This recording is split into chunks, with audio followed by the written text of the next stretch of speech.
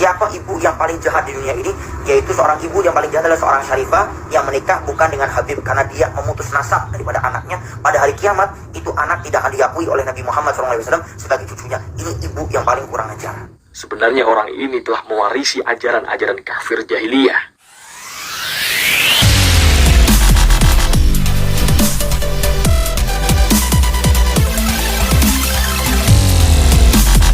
Siapa ibu yang paling jahat di dunia ini? Yaitu seorang ibu yang paling jahat adalah seorang syarifah yang menikah bukan dengan Habib, karena dia memutus nasab daripada anaknya. Pada hari kiamat itu anak tidak akan diakui oleh Nabi Muhammad SAW sebagai cucunya. Ini ibu yang paling kurang ajar.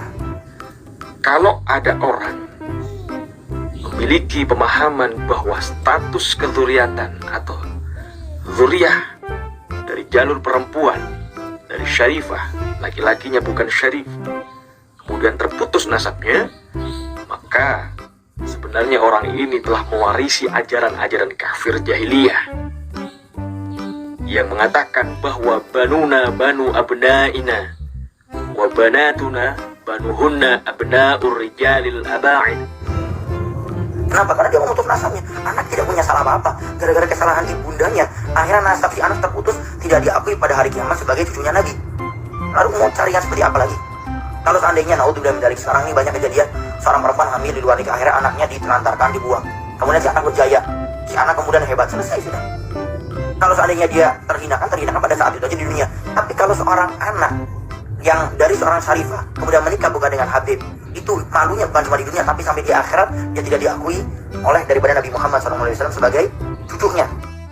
Maka coba lihatlah kembali sejarah kaum kafir jahiliyah, bagaimana mereka menyikapi sebuah kabar ketika mendapatkan istrinya melahirkan seorang anak perempuan. Di Al-Quran itu dijelaskan, ya, mereka wajahnya itu muswaddan. Mereka menganggap bahwa anak perempuan itu adalah sial, bahwa sial. Makanya orang kafir jahiliyah ketika punya anak perempuan dikubur hidup-hidup. Kenapa? Bagi mereka dafnul banat minal mukarramah, mengubur anak perempuan hidup-hidup sebagian daripada kemuliaan. Na'udzubillah min dzalik. Maka dengan hadirnya Rasulullah, zuriyahnya dari jalur perempuan, ini adalah salah satu bagian minal zulumati ilan nur. Dan Anda yang, karena kemarin banyak beberapa lah bertanya, yang ahwal, maaf sekali lagi, yang bukan dari golongan sada, habaib, ada syarifah yang dekat, yang senang kepada Anda sebagai, kalau Anda mampu cinta kepada Nabi Muhammad SAW, Anda ajarkan beliau untuk menikah dengan Sayyid Habib atau Ayyub. Itu bentuk cinta Anda kepada Nabi. Jangan lihat si perempuan itu. Kalau Anda cinta kepada Nabi, Anda menjaga keluarga Nabi. Karena Nabi sudah mengingatkan, Nabi tidak minta apa-apa kepada kita sebagai umatnya, illa mawaddata fi qurba, kecuali kecintaan kita kepada kurba, kepada keluarganya Nabi. Jadi kalau kita melihat seorang syarifah yang senang kepada selain Sayyid, Anda luruskan. Senangnya kepada Anda yang awal, Anda luruskan. Anda minta kepada habaib sekitar yang disegani untuk mengingatkan perempuan tersebut. Bukan malah karena Anda sayang, dicintai, itu Anda bukan sayang, tapi Anda menyakiti hati Nabi.